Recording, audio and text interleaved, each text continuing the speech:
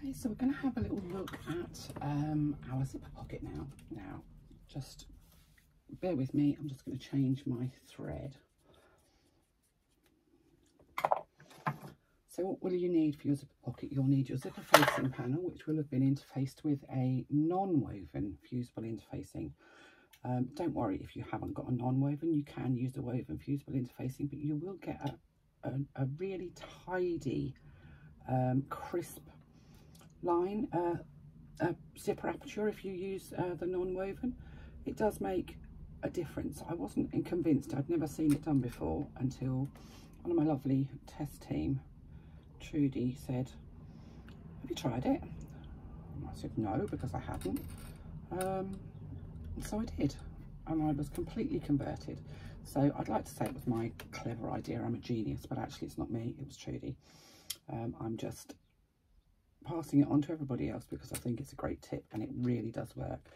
As this said, if you haven't got woven fusible and you don't want to go and buy non-woven fusible, and you don't want to go and buy non-woven fusible, you can use woven. And what I use for pockets is the generic cheap stuff that you can buy from sort of eBay, £1 a metre. It really is cheap and cheerful. But I only use it for, that's all I use it for, is for this sort of thing. So right, so we're all threaded up. So this is my zipper pocket facing. I'm using the same fabric as I'm using for the outside because I had just a scrap left, which was big enough. It's interfaced with a non-woven fusible interfacing. This is a sort of a medium to lightweight, I guess. It's the sort of stuff that if you were to use it on the outside of a bag, it would end up looking bubbly and slightly papery. It's got that papery feel to it. Okay, thank you. I'll turn you off. Thank you. Sorry, that's the iron telling me it's too hot. So what have we done? This is 2 inches high, so I've made a line in the middle, so it's 1 inch from either of the long edges, and I've made another mark an 1/8 of an inch above and an 1/8 of an inch below, which gives me a 1/4 inch sort of gap in the middle, if you like. Then I've marked 3/4 of an inch in from the short end, the same on this end, and I've added this triangle that goes from the outside corner of our rectangle to sort of about 3/4 of an inch in on that central line, and then back out again, and I've done the same at both ends. So that's our zipper facing panel marked up. So let's just, we're going to take our lining panel, and I'm doing this slightly different order than it is in the pattern because I can, and I'm just going to fold my facing panel in half, short end to short end, to find the center, and I'm going to position my facing panel right side down so that it touches the top of my pleated pocket. So it's sitting, there's no gap, it's just sitting nicely on the top of my pleated pocket. Now, if you're a person that is worried about that's moving, you can pin it, it's not a problem. But what I'm going to do now is I'm going to stitch down both of the long sides of that rectangle that I've created. I'm not stitching the short sides. I'm keeping my stitch length relatively short. I don't want great big long stitches, so I'm reducing it down to just less than 3. And I'm dropping my needle in right on that corner so I know that I'm in exactly the right place. Back stitch just to secure my stitching.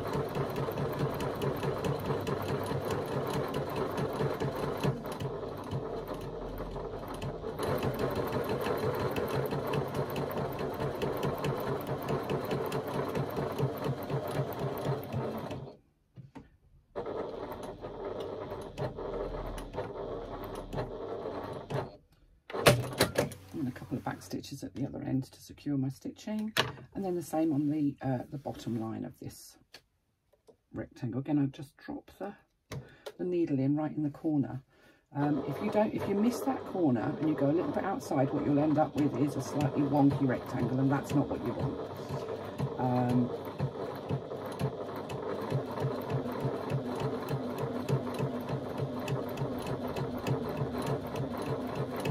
So we're going all the way along, following that line that you've marked.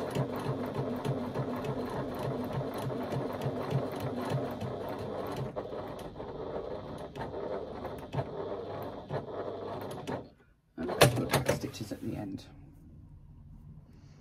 Get rid of your stray threads. And then I'm just going to fold that panel in half and make a tiny snip on that central line. So the line that was in the middle of the 2/8 of an inch lines. And I'm going to use my scissors through that hole. I'm going to cut along that central line till I get to that triangle. And then I'm going to go out towards the ends of the stitching. I'm not cutting through my stitching. And I'm not going outside of the rectangle. I'm going to do the same from the centre out to the other end. And I see some people make these triangles at the ends sort of 1/2 inch. I much prefer either 3/4 or even an inch. It gives a lot, it's a lot easier, and you're less likely to end up with the little triangles at the end poking out into your pocket, which is really annoying, I can promise you. I know, I've had it happen, and you think, oh, how did that happen? So, I've got my pressing mat. I'm now going to turn that iron back on. And I'm just going to lift up my facing panel. Sorry, let me just move the camera down a little bit. Lift up my facing panel, and I'm just going to finger press along the sides here. You could, if you wanted to, use an iron. This just helps the whole thing sort of turn the right way. So we're going to be pushing this facing through that hole that we've just made in the centre. So there we go. I'm going to pop, I usually pop the ends in first. So I'm going to pop one end in and the other end in. And if you give that a little tug, invariably the facing will pull through. Now I'm going to do it, and hopefully that will happen, because otherwise I'm going to look an idiot. Nope, it's gone. That's good. And the facing needs to be on the reverse. Now what we're going to do is and I'm using a facing that's a different colour so that you can see that we shouldn't see any of the facing from the front of our bag, from the front of our lining. So I'm going to use my fingers, and I'm just going to push that facing to the wrong side, making sure that the seam that is the stitch between the two fabrics is sitting right on the edge of that pocket aperture. Now the fabric that I'm using for my lining here is a cotton drill, so it's a bit thicker than I would normally use, but I was requested to do green, and this is the only fabric that I had in this dark green, so it's a little thicker than perhaps I would normally use for a lining. I generally use cotton because I like the feel of cotton, and I like the way cotton molds to the shape of the inside of the bag. I also have a bit of a thing about linings fitting, so cotton shapes itself to the inside of the bag, whereas some of the thicker fabrics don't. They tend to look a bit less refined, shall we say, when you've got your lining in. So I've done that top edge and I've pressed it in place, so I'm now just going to do the bottom edge. You can take your time with this. Just wet your thumb and forefinger and just push that facing panel so that it's right behind. And you can get behind and give that facing panel just a little tug if you need to, just to make sure that it's exactly where you want it to be. Then press. There's no point in rushing this. You'll get a much better pocket if you take your time. And that's why I do one side at a time rather than both of them. And the reason that we don't I don't stitch the short ends is because if you stitch the short ends, it's notorious for making wrinkles at the corners of your aperture, and there's nothing, none of us want wrinkles, do we? I don't want wrinkles. I'd like to say I haven't got any, but I'd be lying. No amount of moisturiser can combat nearly 60 years of weather and living. So there we go. From the front, you cannot see, whoops, Daisy, let's put it down because I think I'm lifting it up, and where I'm lifting it up you can actually see it. You cannot see that facing panel. The facing panel is fully behind the lining, and I have a perfect rectangular aperture, which is exactly what I want. So I'm going to pop that out of the way for the second, and we'll sort out our zipper and our pocket linings. So I have the two zipper pocket linings, and I have my number 3 zipper, and I've got a number 3 zipper that is longer than I need, and it's fine to use one that's longer. I prefer to use one that's longer. It's not an essential, but it's just, this is what I had. So I'm going to take one of my pocket linings and I'm having it right side up, and I'm going to lay my zipper right side up, so with the pull facing upwards along the top edge. Now if you want to clip that in place, feel free to. The reason I like to use a longer zipper is because I can pull the pull out of the way without any fear that I'm going to pull it off the zipper. And you're going to stitch that in place using a scant 1/4 inch seam allowance. A scant 1/4 inch seam allowance is a little less than a 1/4 inch.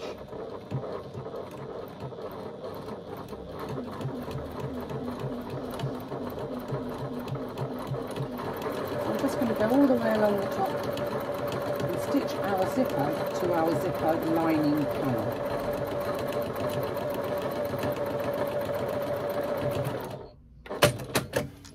And there you can see the zipper is now attached and the zipper pull is on the top. So we're going to take our second lining panel, and with our first one with the zipper on it, we're just going to pull that zipper out from the panel, so it's, you can see that it's been pulled out, and I'm going to lay the zipper again right side up onto the top edge of my second pocket lining. Now you need to make sure that the sides are matched. The bottom won't be, there'll be an overlap, and that's fine, that's exactly how it should be. Now because the zipper will resist being pulled out, I am going to use a couple of clips just to hold it in place, otherwise it does tend to go a bit off on its own.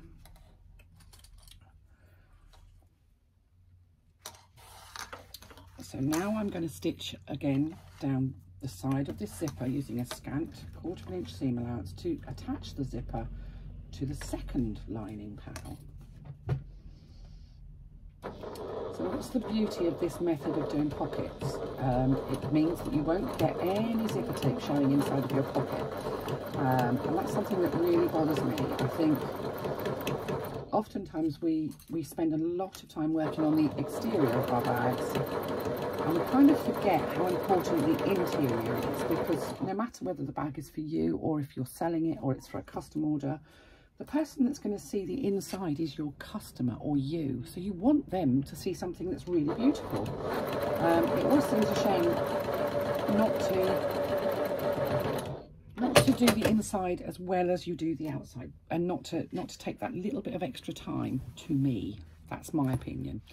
So we now have a zipper attached between our two lining panels. So what I'm going to do is I'm going to lay that down on my pressing mat. You can see that the raw edges are kind of sticking up. So what I'm going to do is I'm just going to run my little pressing thing over that, just to open up the seam allowances, push the seam allowance away from the zipper teeth.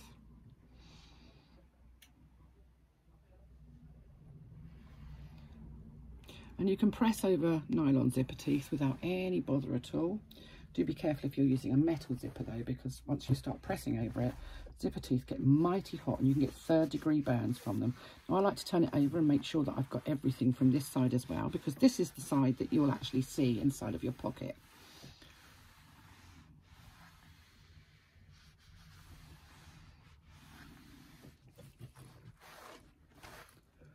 So there we have it. Our seam allowance either side of our pocket is now nicely open.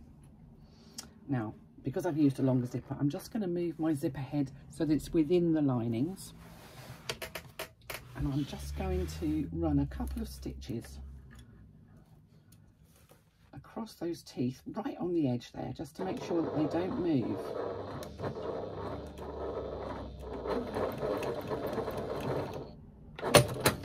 And I can actually trim off the additional zipper tape now from either end.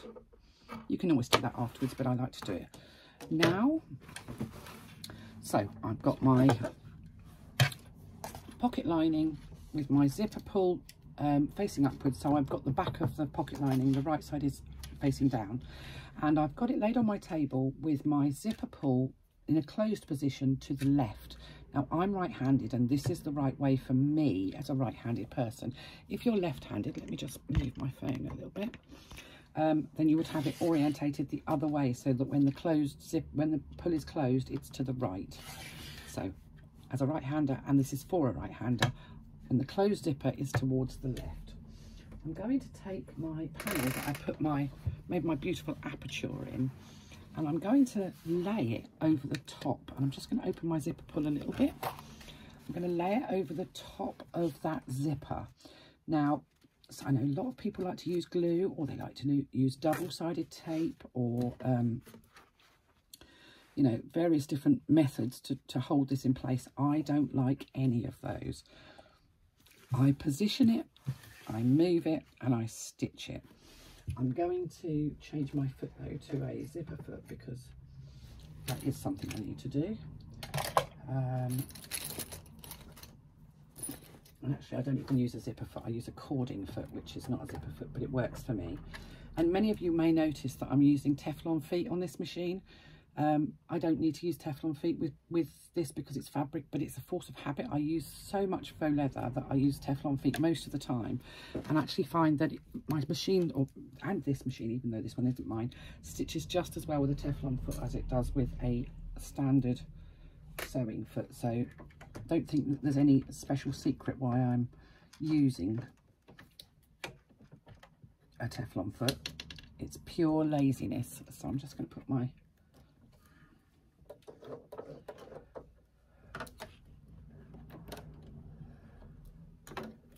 zipper foot on. I've pulled up my threads from the bottom and the top so that I'm going to bury and tie off my threads, and I'm moving my panels over to the machine. Now, if you really feel that you cannot stitch this without having some sort of glue to hold it in place, then do use a bit of double-sided tape or a little bit of glue around the zipper aperture before you put the panel over the top. It is really a personal thing, and I think it's about experience. I'm so used to doing these that I'm quite comfortable doing it. So I'm going to top stitch all the way around that zipper aperture using an 1/8 of an inch seam allowance. I'm not back stitching at the beginning because I am going to bury my threads. Now, if you have a big chunky zipper pull, you might need to stop, keep your needle in, raise your foot up and move the zipper pull just to keep it out of the way of the line of stitching. Don't try and squeeze past a chunky zipper pull, because all that will happen is it will knock your foot and then you'll end up with wonky stitching around your zipper aperture, which is never a good thing.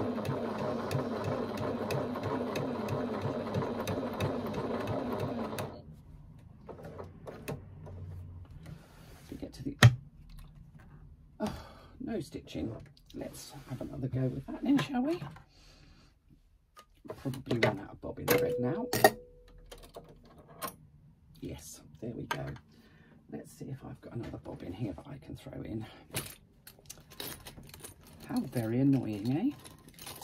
Right, there we go. That's what we were talking about earlier on, wasn't it? That sometimes you just run out of bobbin thread and just keep on sewing. And now the phone is going, and I'm hoping somebody's going to answer that, because I'm not going to answer it. So I'm going to put this back in, and I'll show you how to fix what I've just done. You can either unpick that stitching if that's how you feel you want to do, or you can bury it. So it depends how much. No, I've got nothing on the back, so actually I'm going to unpick it. What I would normally tell you to do is to take it back about an inch, unpicking the stitches, and then take the thread from the front to the back and tie off.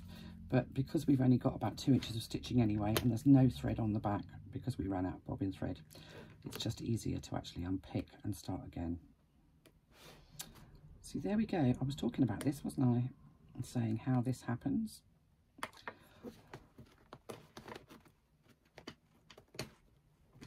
So let's get rid of those threads. Now what I'm going to do is I'm just going to give this a little scrape with my nail to get rid of those needle holes before I start all over again. See, even the best of us run out of bobbin thread when we least want to. Most of us don't do it on a video though, a public video, but it does prove that I don't mess with my videos. I don't like over edited videos, and I don't edit mine at all. You get what I do, and it's real sewing.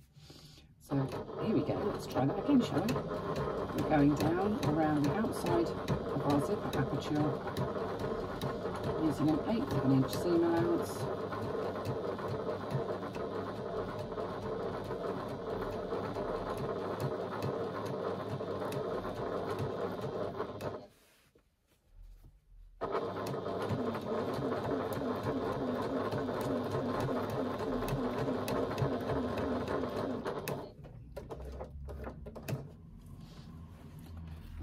pivot.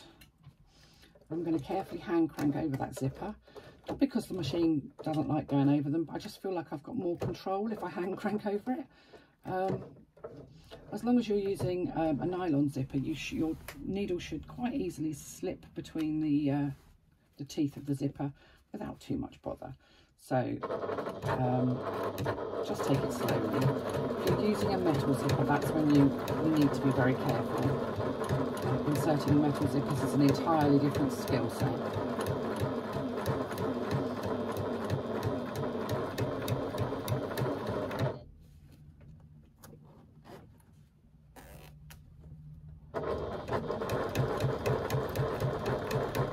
Coming up to the other end. And we're going to pivot. And again, I'm coming up over those zipper teeth. I'm just hand cranking just to make sure that we go across evenly.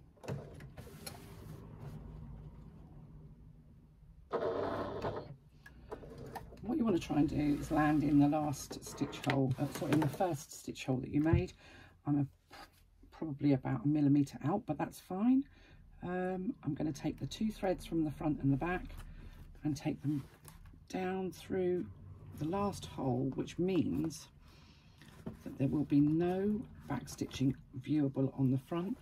And you can see there that you can't actually tell where the stitching starts and where the stitching ends, and that's how we want it to be. Magic it is. So let's tie off those threads on the back.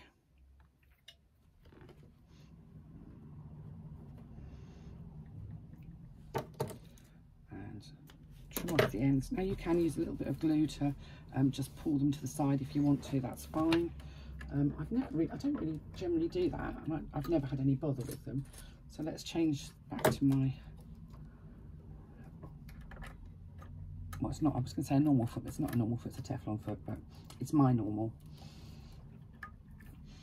And there we go, our pocket is beautifully situated into our lining. Very happy with that, it looks good. And you can see we've still got this piece of lining that's hanging at the top, so I'm going to just lift it up, turn it over and fold both of the pocket linings towards the bottom of the bag, and you can see one is approximately ½ an inch taller than the other, so I'm going to trim off that ½ an inch. Now some people will say, oh, that's wasteful, why didn't you just make one ½ an inch shorter than the other? I could have done, but if you do that and you get them the wrong way round, then you've actually got an inch of waste, and that's not worth the hassle, and then you end up with a short pocket. So ½ an inch of wasted fabric for me is worth it. Take my pressing mat again, and on the bottom edge of these pocket linings I'm just going to make a fold that is approximately, and this is an approximation, 1/4 inch on both of the pocket linings, and I'm folding to the wrong side, so what we'll end up with is a nice sort of sharp little fold along the bottom end of both of the pocket linings. And I don't measure this, I do eyeball it. This just helps when you're coming to close up your pocket at the end of the bag, once you've created the bag. It gives you a really nice even folded seam to work with, and what you want is for both of the panels to continue to be approximately the same height. So if you're doing 1/4 of an inch, do both 1/4 of an inch. So it's not a measured amount, I'm not measuring. What I want to do is if I lay them back down, they sit pretty much together, so that's fine. So now I'm going to turn my work over. I'm going to admire my lovely zipper pocket, because why not? I'm going to lift up one side of my work, and you can see that I can now see the pocket linings, and I'm going to stitch down from the top of that zipper, which I've still got a bit of zipper hanging out. I obviously made my linings a little bit wider than I needed to, because they're hanging off the end of the facing as well, so maybe I didn't measure that as well as I should have done.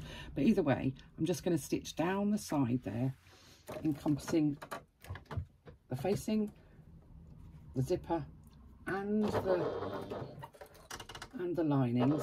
And when I get to the bottom, I'm going to make sure my foot doesn't unfold those folds that I've just made.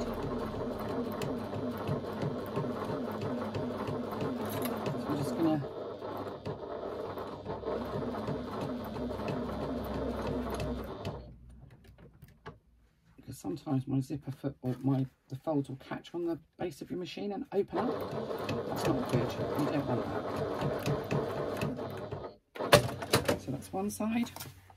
I'm going to turn it round. I'm going to pull the side of the panel over again, and you can see again, I can see the lining, the zipper facing and what have you. And I'm going to stitch up the side. And I'm using a 3/8 of an inch seam allowance, but 1/4 of an inch would be sufficient if that's what you've got left over. It depends how well you've centred your pocket.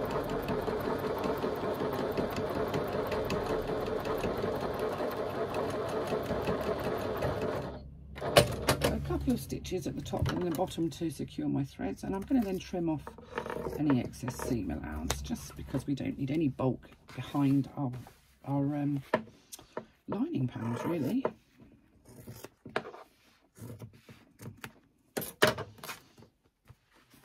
Now we have our beautiful fitted pocket with our beautiful zipper, and when we pop our hand in, it goes right out of the bottom. That's exactly how it should be. Do not be tempted to sew up this bottom of your pocket. We're going to use that later, not for turning, but to close the lining where we're turning through. So there we go. That's one side of your lining complete.